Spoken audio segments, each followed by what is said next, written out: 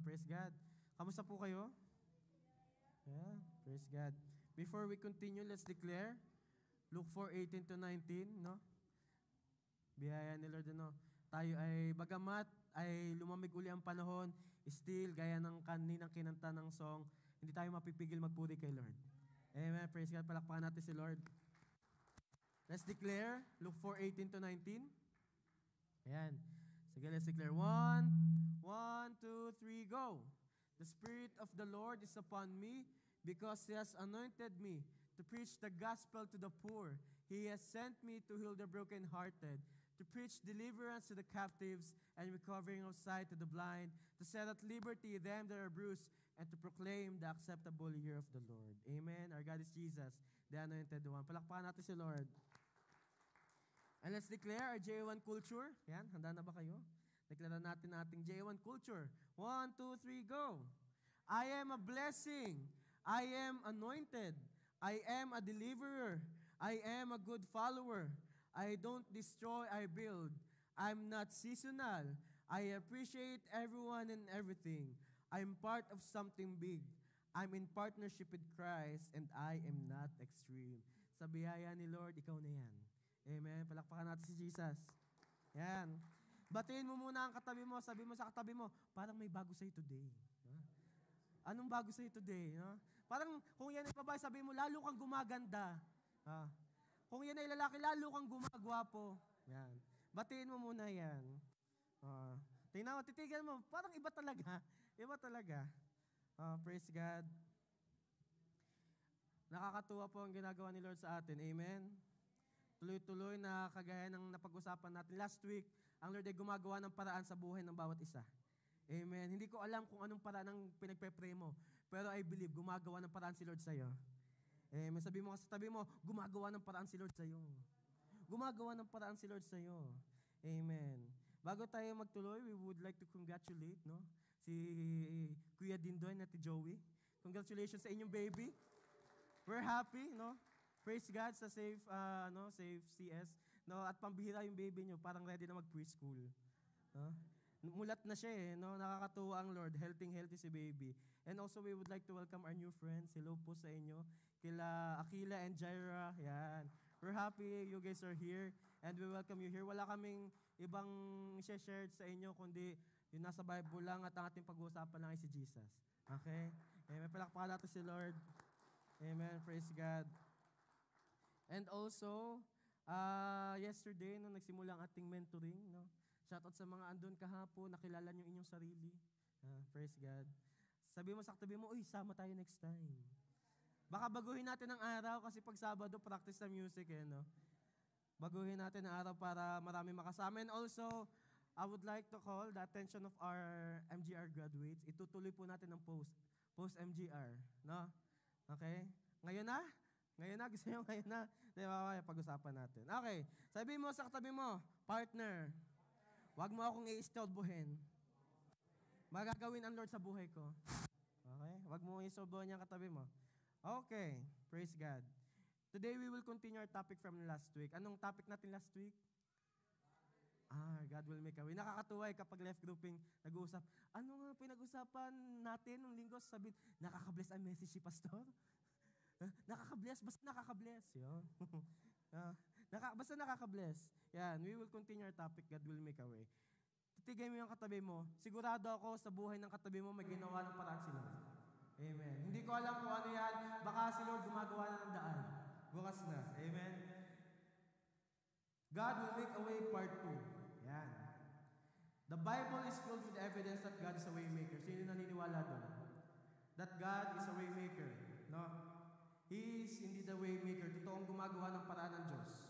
And it would be impossible kung si Lord ay hindi gumagawa ng paraan, wala tayo dito.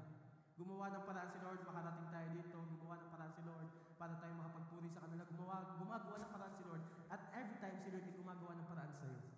Si Lord ay hindi nauubusan ng ginagawa niya sa buhay mo. Amen. Kasi si Lord ay lagi may bago. Amen. Tingin mo yung mukha mo. Mukhang bago yung stick today. Mukhang bago ang hairstyle today. Mukhang bago ang polo mo today. Laging may bagong ginagawa ang Lord. Amen? And also, we are reminded last week when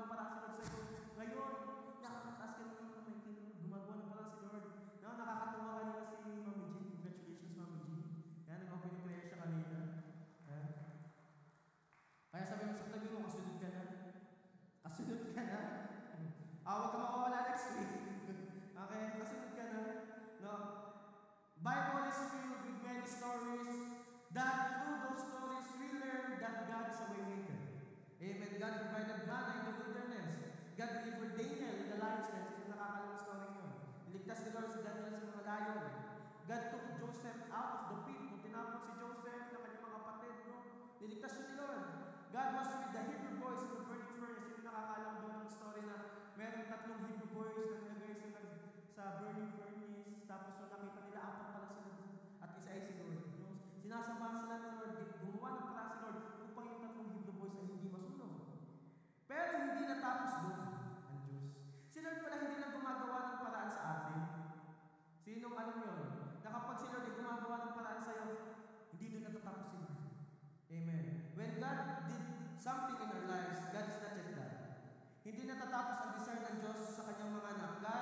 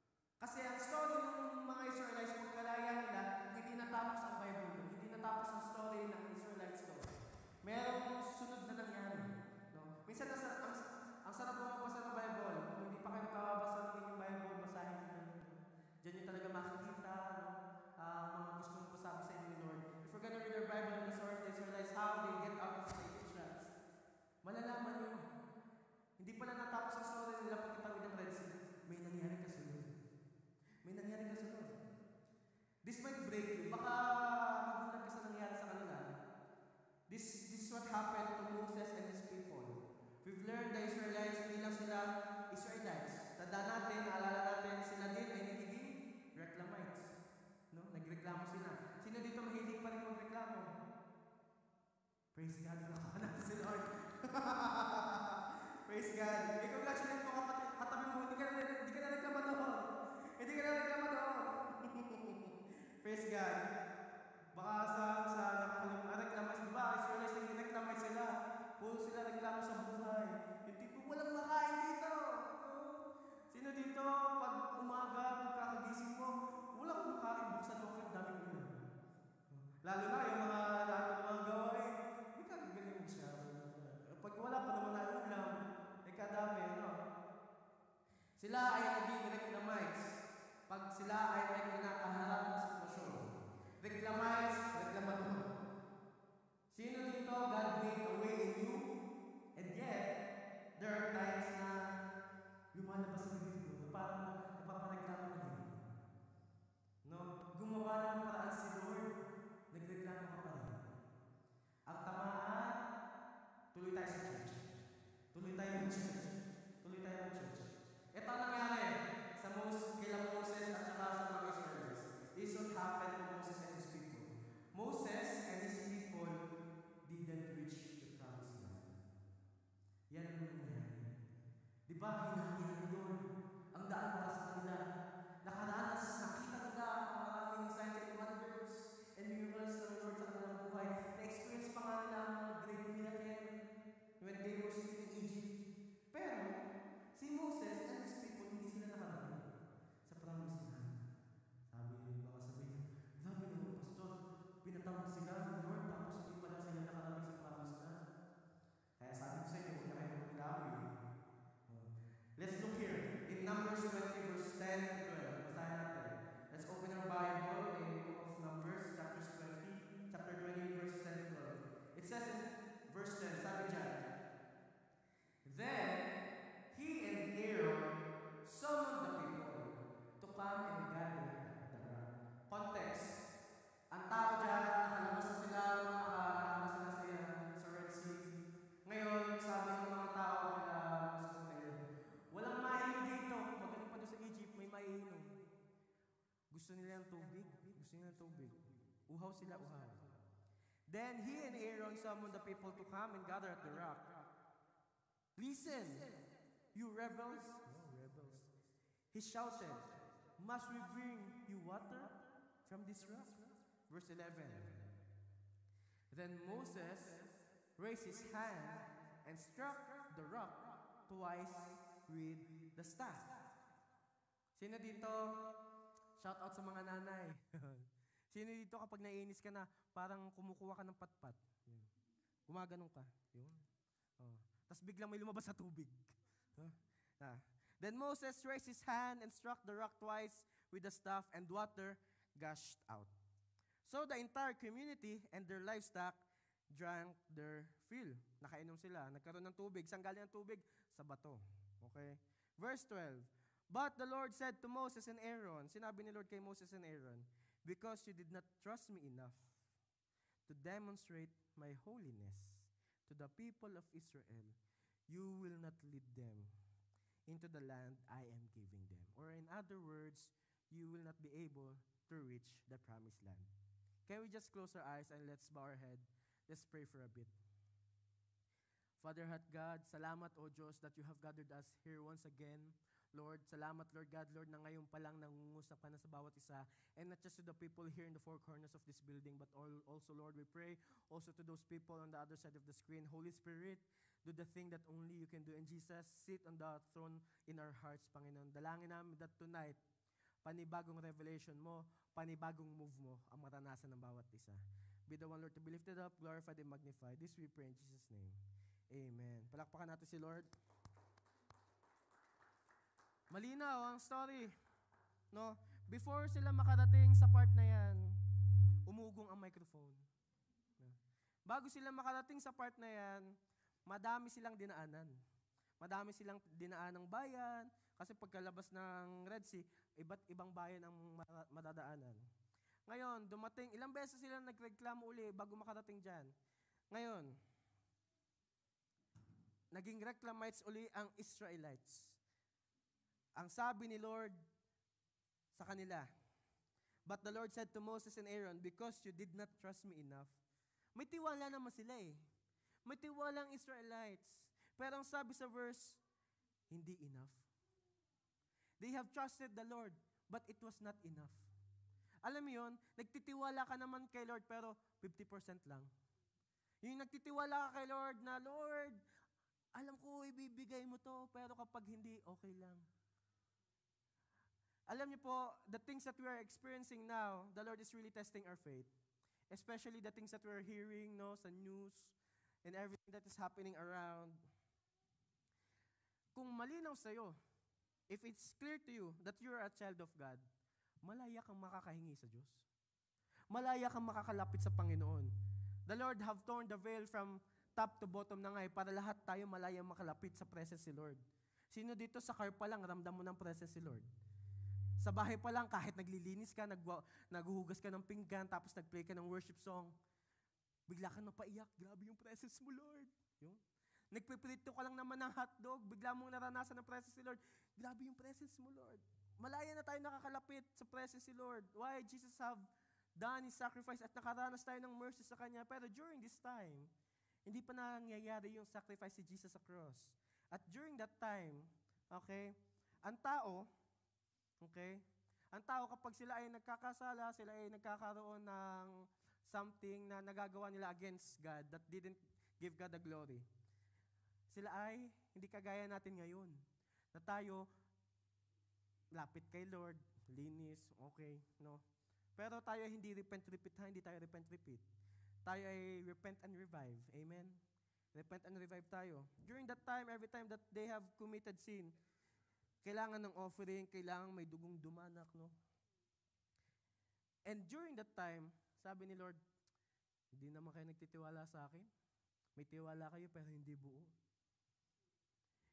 Because you did not trust me enough to demonstrate my holiness to the people of Israel, you will not lead them into the land I am giving them. Pastor, saan sila napunta? Alam niyo kung saan sila napunta? Nagpaikot-ikot sila sa wilderness. Nakatawid na sila sa isang miracle. Nakaranas sila ng maraming breakthrough. Pero kulang pa rin ang naging trust sila kay Lord. Ako naniniwala ko na lahat ng kaharap ko dito, marami nang ginawa si Lord sa inyo. Marami nang pinagaling dito. Amen. Marami nang nakaranas ng provision. Marami nang nakaranas ng breakthrough. Marami nang nakatanggap ng kanilang answered prayer. Marami nang nakatanggap ng matagal nilang hinihintay. No?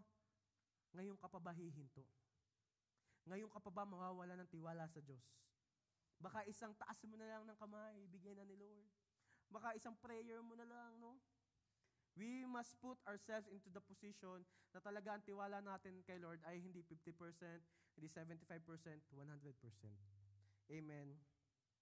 What causes Moses and his people to not reach the promised land? Pag-usapan natin, ano ang nag-cause na hindi ma-reach ng mga Israelites ang promised land ni Lord? Una, they had disobedience in their heart.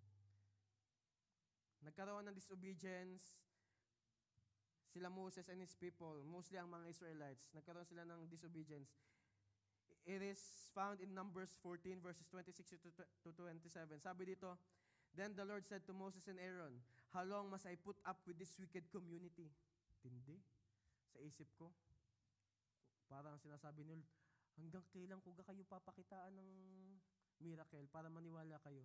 Hanggang kailan ko kayo paparanasin ng breakthrough para kayo talagang magtiwala sa akin? Sabi ni Lord, then the Lord said to Moses and Aaron, how long must I put up with this wicked community and its complaints about me? Yes, I have heard the complaints the Israelites are making against me. Rinig ni Lord. Rinig ni Lord yung simpleng, alam yun, kapag may lumabas sa bibig natin, no? Yung tipong this whole week, nag-snow na naman. Kaka-shovel ko lang. Kakalinis ko lang ng sasakyan. No? Munti ka na ako magpalit ng gulaw. Magpasalamat.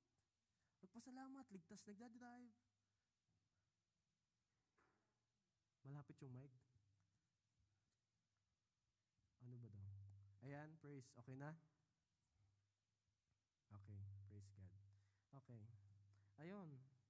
Nakaranas na, alam niyo yun, tinuturuan tayo ni Lord na magtiwala sa ginagawa niya. Hindi naman niya tayo dadalhin sa isang lugar tapos iiwan niya tayo. Hindi. Ang gusto ni Lord, every time na tayo lumalapit sa Kanya, tiwalang-tiwala ka. Amen. Nagkaroon ng disobedience ang mga Israelites kay Lord. Second thing, bakit hindi sila nakarating sa promised land? They had lack of faith. Lack of faith. Kulang ang faith. No? Alam mo yung faith?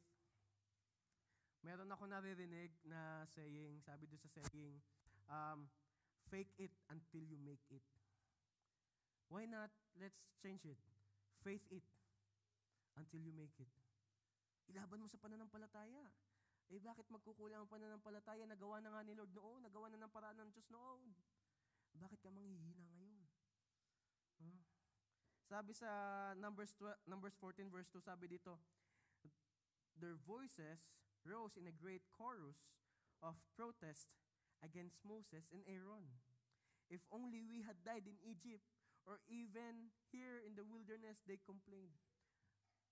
Ilang beses na yung sinabi ng Israelites kay Moses and Aaron. Naiintindihan ko si Moses at si Aaron kung sila ay bingi na. Sino dito na-experience mo na, binging-bingi na ako sa sitwasyon ko? Sino dito na-experience mo, binging-bingi na ako sa katabi ko? Sino dito na-experience mo na, binging-bingi na ako sa... Wag mo tingnan ng katabi mo. Wag mo tingnan yan. Okay? Alam mo yon? There could be times that the Lord is really testing if our faith is genuine. Kung totoo talaga yung faith mo. Baka naman kasi we just want to go to church kasi it feels good. Pero what if it doesn't feel good? Pero what if, alam mo yun, will you still go to God's presence even if? Yun? Even if. Absence of faith exposes unbelief. I pray and I hope lahat ng kaharap ko dito pinapalalim lalo ni Lord ang pananampalataya. Amen. Dumating man ang testingan, dahil tayo ay may Jesus, tayo ay nakatayo pa rin. Amen. Sabi mo sa katabi mo, partner, let's faith it. Let's faith it. Amen. Pangatlong reason, bakit hindi nakarating ang Israelites sa promised land? Pangatlo, because of the consequences of their actions. Consequence kasi. May consequences ang ating mga ginagawa. Dahil kung anong ating itinanim, siyang ating aanihin. Pero by the grace of God and mercy ni Lord, tayo nilinis na. Pero wag naman, gaya na sabi ko kanina, paulit-ulit.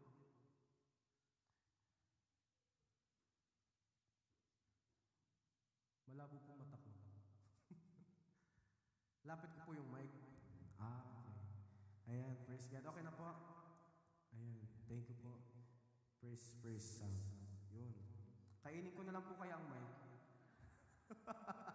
Okay na po. Praise. Ayan, di ba? Praise God. Ganun. Kaysa magreklamo ka, kainin ko na lang kaya ang mic. Para okay ang top. Nagigets nyo? The Israelites, they could have reached the promised land, pero nagkaroon ng consequences ang kanilang actions. Alam mo yun, tipo na you could have grown deeper into your faith kung tinayuan mo lang. Sino dito, alam niyo po na experience ko, every morning, I'm really trying my best to wake up early in the morning. Gigising ako ng mga kasi inihatid ko si Rihanna sa train station. Okay, magpe-pray ako. Sabi ko sa sarili ko, pagka-uwi ko, magpe-pray ako dire-diretso. Nasa kalagitnaan ako ng prayer. Ang amen ay 9 a.m. na. Sige, itutuloy yung prayer. Pray. Uy, maya-maya, 9:10. Alam niyo yun? Nagkakaroon ng consequence ang ating action. Instead of, tuloy-tuloy mong nararanasan ang presence ni Lord, hindi mo agad nararanasan. Bakit? Hindi mo itinutuloy. Ituloy mo. Ituloy mo ang worship mo kay Lord kahit may pinagtatagumpayan ka. Ituloy mo ang pagpupuri mo sa Panginoon kahit walang-wala ka. Ituloy mo ang pananampalataya mo sa Diyos. Bakit? Tinetest ka lang ni Lord. Gumagawa ng paraan si Lord. Ang gusto ni Lord yung faith mo totoo. Ang gusto ni Lord ang faith mo genuine. Amen. Kaya alam mo, kapag tuloy-tuloy ka nagpuri sa Lord, in no time, kaharap mo na ang promised land. Amen. Palakpan natin si Lord. Sabi sa Numbers 14 verse 34, sabi dyan, because your men explored the land for 40 days, you must wander in the wilderness for 40 years. Grabe. 40 days lang dapat ang pagpunta doon sa promised land, pero naging 40 years. A year of each day, suffering the consequences of your sins. Then, you will discover what it is like to have me for an enemy. Yun ang nangyari. Kaya hindi sila nakarating. Ganda nga ng sound doon. Praise God. Salamat po sa Lord sa inyong buhay. Yun ang nangyari. That's the reason why they weren't able to reach sa promised land na inihanda sa kanila ni Lord. Kasi meron silang disobedience, pangalawa, lack of faith, and last, yung consequences ng kanilang action. Ang Diyos ay Diyos. Amen. Ang Diyos ay mabuti. Pero dahil siya ay Diyos, siya ay tapat sa kanyang salita. Hindi niya hayaan na ang kanyang mga anak ay magpatuloy sa mga maling gawa. Inisip ni Lord yung mga susunod generation. Inisip ni Lord, ayaw ko na ang buong angkan ng Israelites hanggang sa susunod ay ganito. Si Lord gumagawa ng paraan para ituwid tayo. Kaya kapag itinutuwid ka ni Lord, magpasalamat ka. Kasi kapag hindi ka na tinutuwid ni Lord, baka ang layo mo na kay Lord. Kaya sa mga anak, kung kayo anak, tas kayo tinutuwid na inyong magulang, magpasalamat ka. Kapag pinapalo ka, sabi mo sa nanay mo, more, more, more. Kasi mahal ka niyan. Kapag tinutuwid ka ng magulang mo, more, more, more. Mga magulang, huwag kayong matakot, ituwid ang inyong mga anak, okay? It symbolizes love that you don't want them to experience the worst in their future. Amen. Now, dito tayo papasok ngayon. Because we're talking about the future, merong sumunod kila Moses. Ang sumunod kila Moses ay yung generation ni Joshua. Yun. May sumunod kay Moses. Si Moses, okay, tapos na yung time niya. Time naman ngayon ni Joshua. Baka naiisip nyo, inibandon ni Lord ang Israelites. Hindi po. Baka nasa isip nyo ngayon, ganyan pala ang Diyos nang iiwan. Si Lord, hindi siya kagaya ng ex mo nang iiwan. Si Lord, faithful siya. Amen. Sige, palakpakan natin si Lord. Amen. Faithful si Lord. Alam ni Lord ang best para sa'yo. Hindi ka iiwan ni Lord. No. Okay? Wilderness is not a place of abandonment. It's a place of refinement. Nire-refine ni Lord ang pananampalataya mo. Inaayos si Lord ang puso mo para kapag dumating ka sa promised land, dire-diretso kang tatawid doon. Hindi ka lang nasa iisang punto, yung buong promised land malalakaran mo. Hindi lang isang breakthrough, kundi tuloy-tuloy. Bakit? Doon sa wilderness, inayos ni Lord ang heart mo. Inayos ni Lord ang pananampalataya mo. Inayos ni Lord ang character mo. Tingnan mo yung katabi mo. Magpaayos daw. Magpaayos daw. Ang tamaan, mag-church tayo. Okay? Waiting is not a punishment. It is a process. The silence is God's stage of His power. Yung tipong, Lord, parang wala ka na ginagawa. Ang lapit na, ang lapit na. Ang lapit na ng deadline ko. Ang lapit na ng deadline ko sa school. Alam niyo po, share ko lang. Kasi po kami nagpa-process ng papers, no, ng aking darling. Yan. Darling, taray. Ngayon, sobrang tagal naman talaga ng process sa Pinas. Siguro di ko alam kung ano nangyayari. Pero pinagkaubaya ko kay Lord. Alam niyo po kung bakit? Kasi naalala ko, niremind ako ni Lord nung isang araw, hindi ko alam kung anong pinag-uusapan namin. Basta, nakilala kami, nila Kuya Brian. Ngayon, naalala namin yung time na si tatay ay kinatok na ng pulis, weeks na lang, papauwiin na. Supposed to be, yung papel niya lalabas ng 4 weeks. Ang nangyari, lumabas yung papel niya within 4 days. Sige, palakpakan natin si Lord. Yun ang kayang gawin ni Lord. Kapag nananampalataya ka. Alam niyo po, wala pa kami dito. Nasa Rajain na pa si tatay. Doon siya nag-church after sa Edmonton, Regina. Magugulat na lang daw lahat ng nasa prayer meeting. I-share ko na, dito na ako. Magugulat lahat ng nasa prayer meeting. Nagpe-pray silang lahat, tapos biglang may hahagulhol. Nagkakagulong lahat. Ano nangyayari? Si Brother Ray. Nagpe-pray. No? Katunog ng pangalan niya, si Brother Ray nagpe-pray. No? Diba? Ituloy mo ang laban sa pananampalataya. Huwag mong itigil sa isa. Kasi kayang-kayang gawin ni Lord. Matagal man sa isip ng tao, kayang pabilisin ni Lord. Mahaba man sa atin, maikli kay Lord. Sobrang laki sa atin, barya lang kay Lord. Amen. Baka nga sense lang kay Lord eh. Ngayon, ang nangyari, dahil sila ay nagtagal sa wilderness, ni-refine ni Lord ang kanilang faith. Ito po ang ginagawa ni Lord sa atin ngayon. The Lord wants us to have a faith that is refined and genuine. Hindi lang yung pang-season ka. Tandaan nyo yung isang culture natin, we are not seasonal. Yung faith mo hindi seasonal. Kagaya nung kanta kanina, kahit umuulan, no? Parang ulan, tuloy pa rin ang pagpupuri. No? Ganon ang gusto ni Lord sa atin. To be a follower of Christ is an everyday decision and a constant surrender. God is faithful. Sino naniniwala doon? Faithful si Lord. Hindi natapos ang story ng Israelites na sila ay nasa wilderness. Hindi. Hindi natapos ang story ng Israelites na wala na si Moses, na iwan na sila, hindi sila inabandona ng Diyos. May binubuo ang Diyos na magandang story. Same thing sa buhay mo, hindi ka inabandona ng Diyos. May binubuo ang Diyos sa buhay mo. Amen.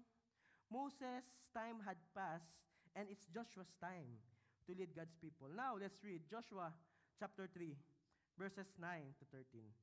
Let's open our Bible in the book of Joshua, chapter 3, verses 9 to 13. It says there, verse 9, So Joshua told the Israelites, Come and listen to what the Lord your God says.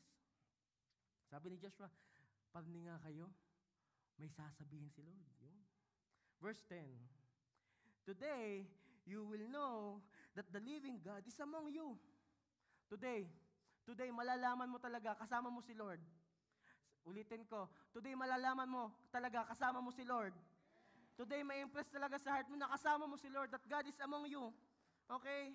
He will surely drive out the Canaanites, the Hittites, Hivites, Perizzites, Girgashites, Amorites, Jebusites, mga hindi nagtatites, Reclamites. Nagigets nyo? Tatanggalin ni Lord lahat ng hindi refined ang faith. At ang dadalhin ni Lord sa promised land ay ito. Verse 11, Look, the ark of the covenant, which belongs to the Lord of the whole earth, will lead you across the Jordan River. Di ba naghati na si Lord kanina? No, sa Red Sea. Verse 12, Now choose 12 men from the tribes of Israel, one from each tribe. Verse 13, The priest will carry the ark of the Lord of all the earth, as soon as their feet touch the water. Minsan kasi, hinihintay lang ni Lord, hakbangan mo yung pananampalataya mo eh. Gusto ni Lord, hakbangan mo yung inihanda niya ang season sa'yo.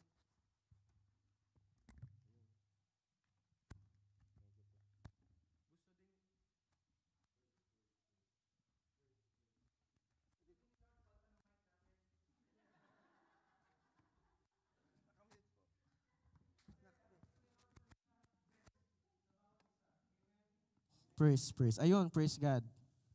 Thank you, Lord. Verse 13, The priest will carry the ark of the Lord of all the earth, as soon as their feet touch the water. Yun lang palang kailangan. As soon as the feet touch the water. Pastor, anong connect niya sa buhay ko? As soon as your faith step onto the impossible. As long as you start to step onto sa promise ni Lord, hindi mo pa man nakikita, hindi pa man nahahati, tayuan mo. Feet touch the water, the flow of water will be cut off upstream, and the river will stand up like a wall.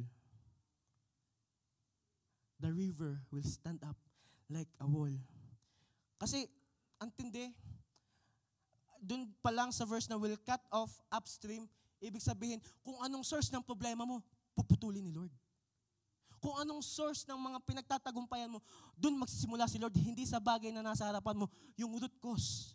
Gustong idil ni Lord ang root cause kung bakit ka may depression. Gustong idil ni Lord yung root cause kung bakit ka may anxiety. Gustong idil ni Lord. Yung matagal mo na pinagtatagumpayan, yung kahit yung mga pain na hindi mo alam, gusto ni Lord idil yung root cause. Bakit? Kasi gusto ni Lord mag-step ka sa pangako niyang inihanda sa'yo. Gumagawa ng paraan si Lord sa'yo. Amen. At ito na. Ito yung time na ang Israelites nakarating sa Promised Land. Sino dito handa nang makarating sa Promised Land? Amen. Sige nga, sabi mo sa katabi mo, partner, tara na sa ating promised land.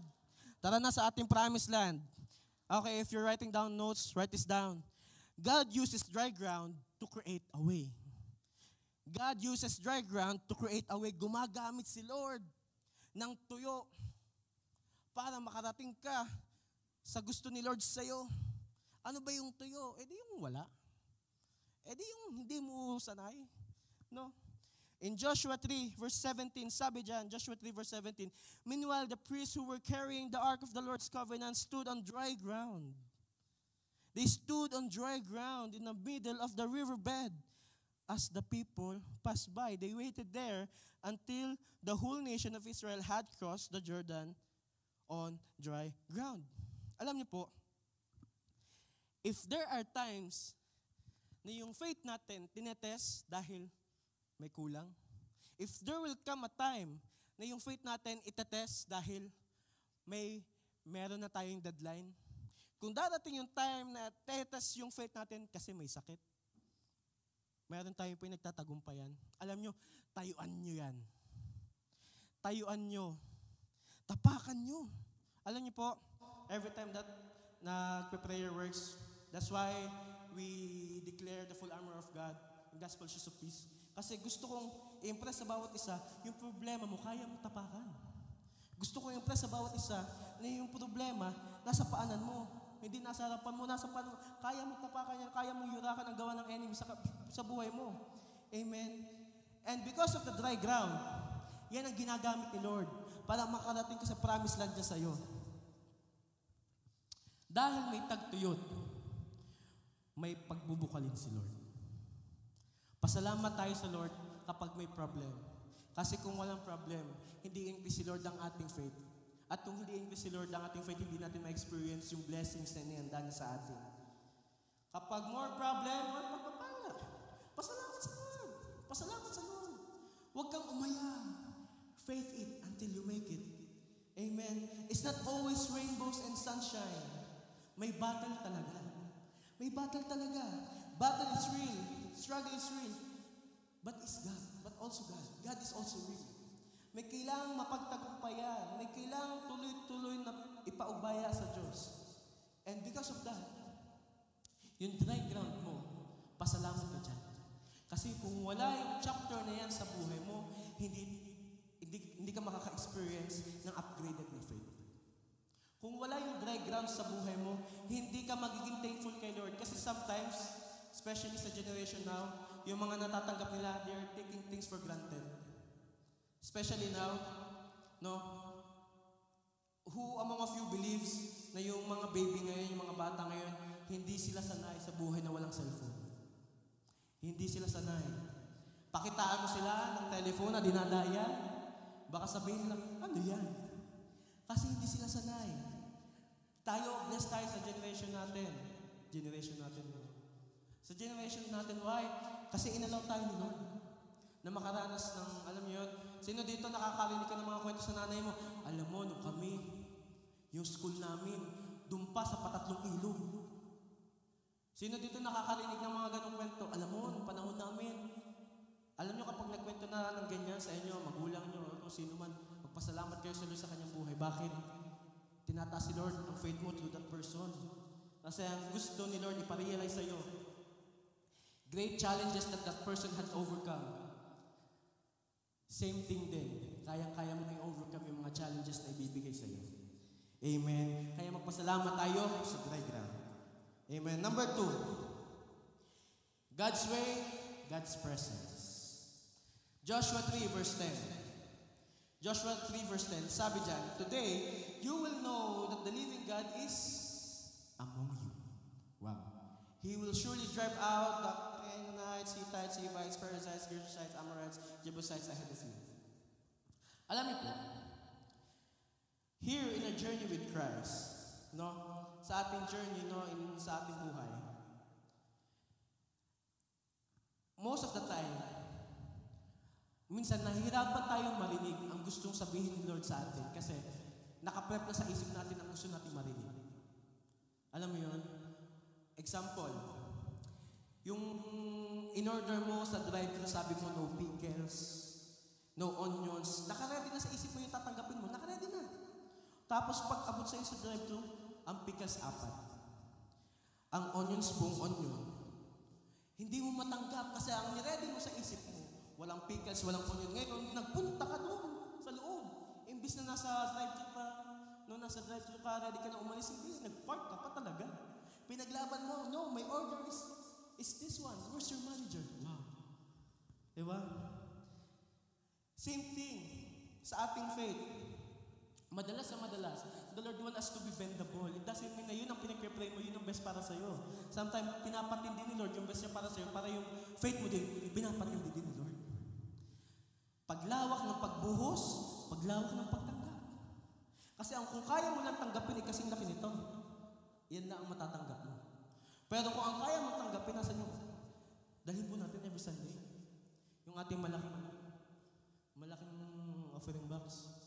Kung ang kaya mo lang tanggapin, di yan lang matatanggap mo. Pero kung ang kaya mo tanggapin kasing laki na Olympic size pool, wow. Antindi. Hindi ka lang mabubuhusan, lalangoy ka pa. Ganong katindi. Amen. Sige, palakpakan nga natin si Lord. Why? Because God's way is higher than our ways. Amen. Mas malaki lagi ang gusto ni Lord sa'yo kaysa sa gusto mo sa sarili mo. Mas matindi lagi ang prepare ni Lord sa'yo kaysa sa gusto mong i-prepare niya sa'yo. Mas malaki lagi ang nakastore kay Lord. Yung gusto mo lagi, okay na yung ganito. Okay na. Malaki nga ang gusto ni Lord para sa'yo. Meron siyang promise land sa'yo, alam nyo, the reason why na makakarating ka sa promised land, kailangan way ni Lord. Huwag mong idaan, huwag mong immense effort. Huwag mong immense effort, huwag mong idaan sa kaya mo, huwag mong idaan sa alam mo, huwag mong idaan sa nakasanayan mo.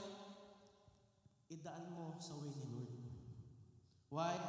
Ito yung mangyayari dyan. Kapag pinaubaya mo sa paraan ni Lord, mararanasan mo yung presence na ito mangyayari sa iyo. Hindi na ikaw nagkocontrol. Si Lord na nagkocontrol. At kapag si Lord na nagkocontrol, ibig sabihin, si Lord ang magdadirect. At kapag si Lord ang magdadirect, maganda ang direksyon. At kapag maganda ang direksyon, maganda ang destiny. At kapag maganda ang destiny, welcome to eternity. Amen. Always desire yung way ni Lord para sa iyo. I-desire mo lagi kasi kapag you are walking in God's way, you are walking with God's presence. Amen. Ang hirap kapag we are living a life without the presence of God inside of us. Kasi without God's presence, there will be no joy. There will be no hope. There will be no strength. Pero praise God. Dahil kahit meron kang mga pinagtatagumpayan because God's presence is working in you, matatag ka. Pinatatag ka ng Diyos. Pinapalakas ka ng Diyos. And the Lord wants you to stand on your faith so that when the Lord pours out the things that you're praying for, you're not just standing on His presence. Lumalangoy ka sa presensya ng Diyos. Lumalangoy ka sa inihanda niya sa'yo. Lumalangoy ka sa mga pagpapalang hinihintay mo. Amen. I-desire mo ang way ni Lord sir. Amen. Last one. Matapos na po tayo. The Lord will not just make a way in front of you. The Lord will make a way in you. The Lord will make a way in you. Sa'yo, inside of you, sa puso mo, sa karakter mo. Hindi lang si Lord gagawa ng miracle para maranasan mo maganda, hindi. Si Lord gagawa ng miracle para ikaw ay lalong gumanda. Si Lord ay gagawa ng breakthrough sa iyo para hindi lang ikaw ay magaanan, kundi ikaw mismo ay makalakad sa magaan na buhay. Amen. Joshua 3 verse 5. Joshua chapter 3 verse 5. Ito ang nangyari bago tumawid ang Israelite sa Jordan River. Ito ang sinabi ni Joshua sa tao. Then Joshua told the people, purify yourselves. Abangan niyo to. Purify yourselves, for tomorrow the Lord will do great wonders among you. Kanino yun? Kanino yun? Praise God. Palakpakan natin si Lord.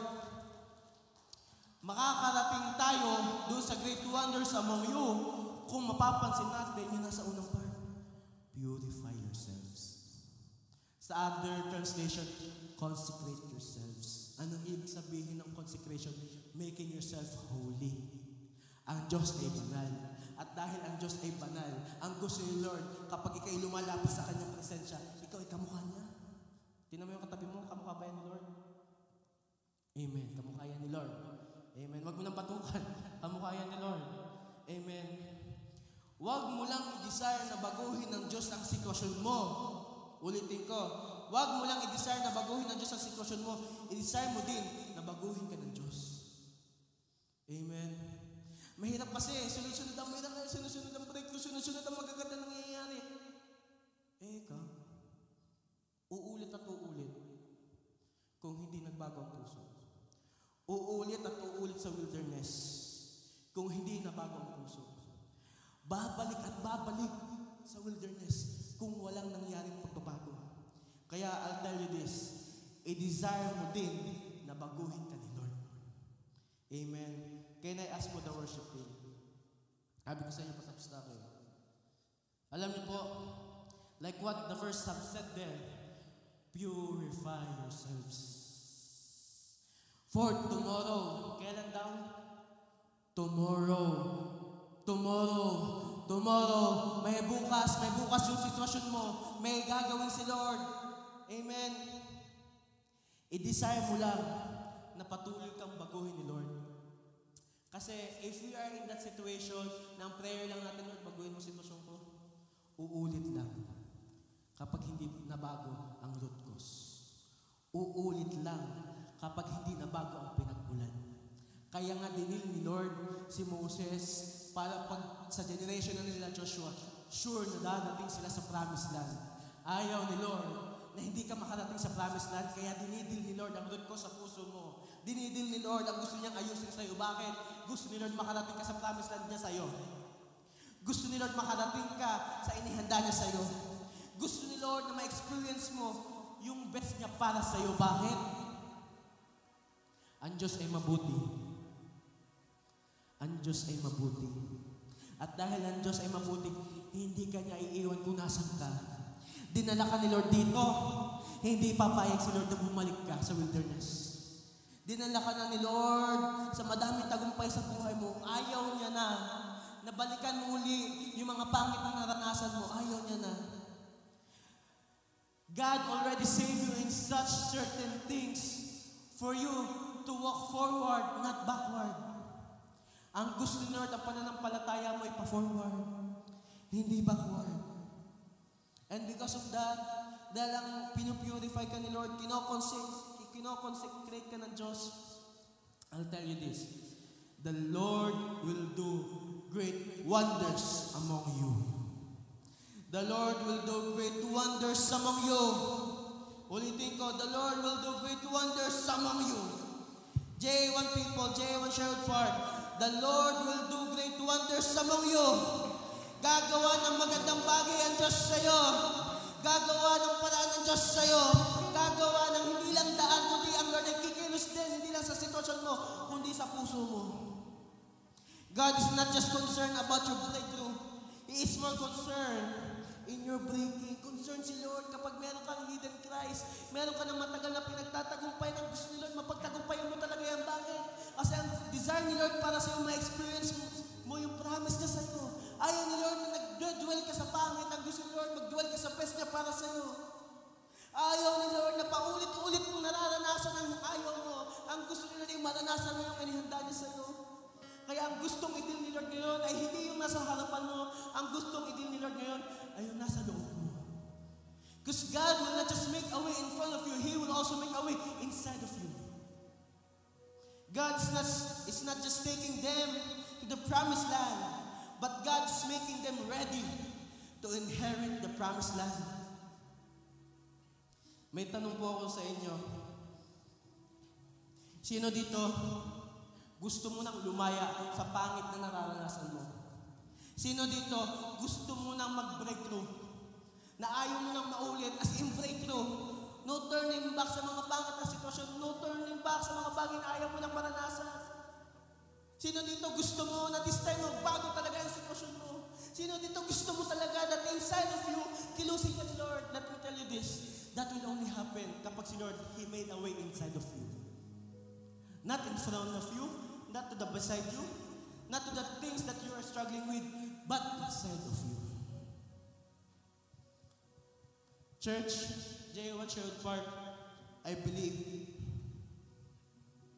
hindi mo matatanggap ang buo si Lord kung may nakaharang pa.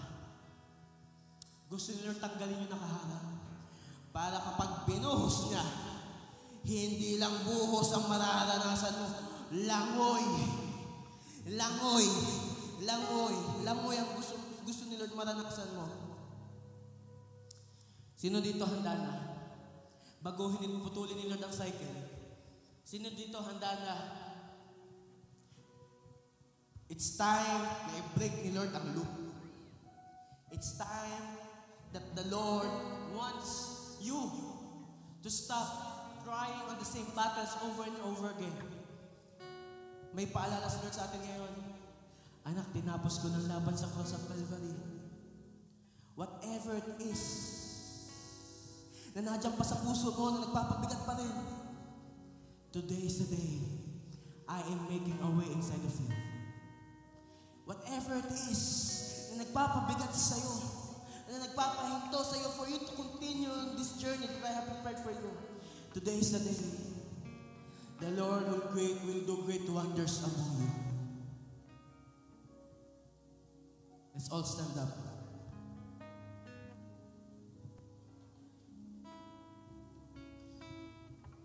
I believe ito ang desire ni Lord sa atin. Tayo ay makarating sa promised land dyan sa atin. At ayaw niyang sayangin ang panahon. Ayaw ni Lord maranasan mo ulit yung 40 years sa wilderness. This is the season na hindi na mapipigilan ang growth ni Lord sa iyo. This is the season hindi mapipigilan ang upgrade ni Lord sa iyo. Bakit? God is not just making a way in front of you, He is making a way inside of you. Gumagawa ng paraan si Lord sa puso mo. Gumagawa ng paraan si Lord para mag-heal ka sa mga dati mo ng hurtings.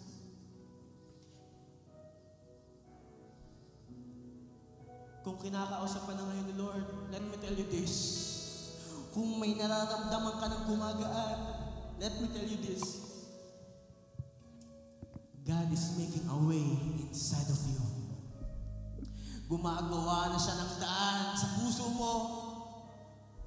Tinatanggal na ni Lord lahat ng harang sa buhay mo. Pinapalaya ka na ng Diyos. Possible yan.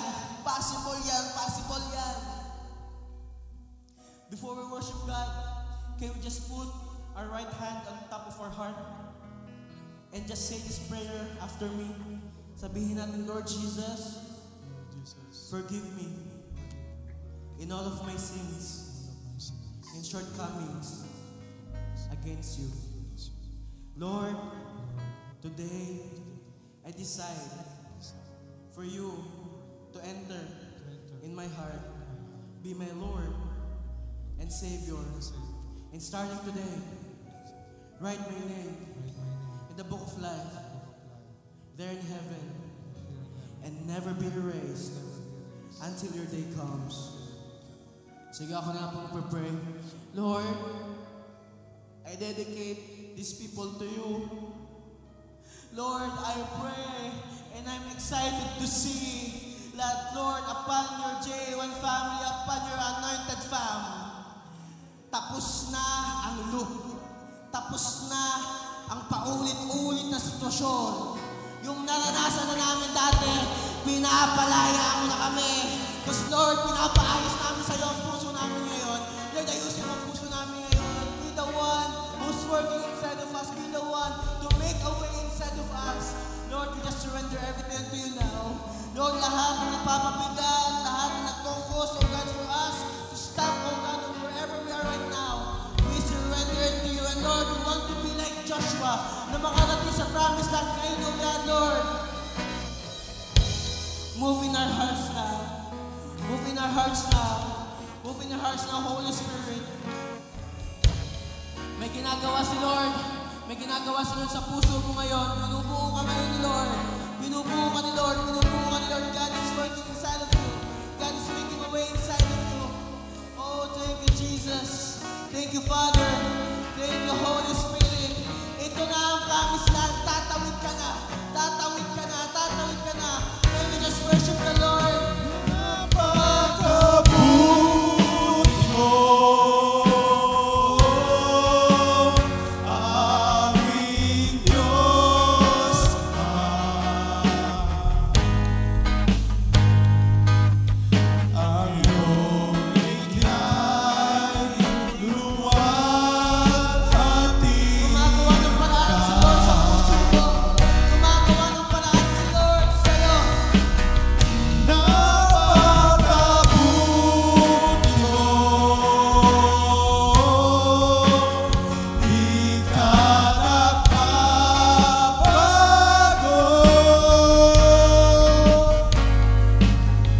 Noon, ngayon, kailan pa man, sa buhay ko'y tapat. Gusto ni Lord tanggalin na nagpapabigat sa iyo. Can we do this in an act of faith? Ibigay mo kay Lord ang nagpapabigat sa iyo. Come on, nugutin mo sa puso mo. I-surrender mo sa Diyos. Kahit pangit yan. Kasi tingin mo basura yan. Huwag kang mag-alala, papalta ni Lord ng bago yan. Papalta ni Lord ng something new. Because the Lord will do great things among you today. Sige, ibigay mo kay Lord. Ibigay mo kay Lord. Ibigay mo kay Lord. Gusto ni Lord, makarating ka sa promise land niya sa'yo. Hinihil ka na ngayon ni Lord. Hinihil ka na ngayon ni Jesus. Oh, thank you, God. Thank you, Jesus, for your love. Oh, Ramashit.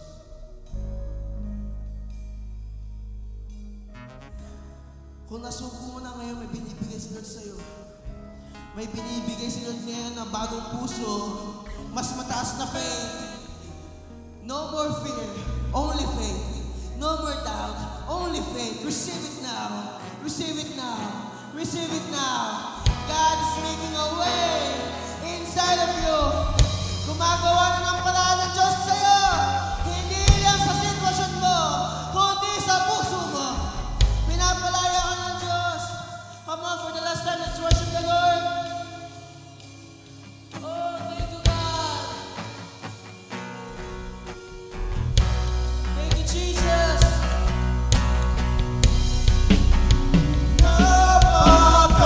Napakabuti mo, aking Diyos Ama. Ang iyong liglay, luwalhatiin ka.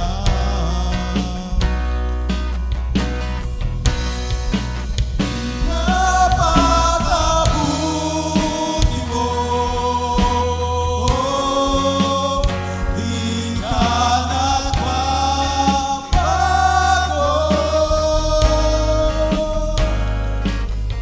Noon, ngayon, kailan pa man, sa buhay ko'y tapat. Raise our heads. Come on, itaas natin ating kamay sa Panginoon. May ibubusin na si Lord. Lord, I just dedicate to you your people. And Lord, I pray and I hope, putol na.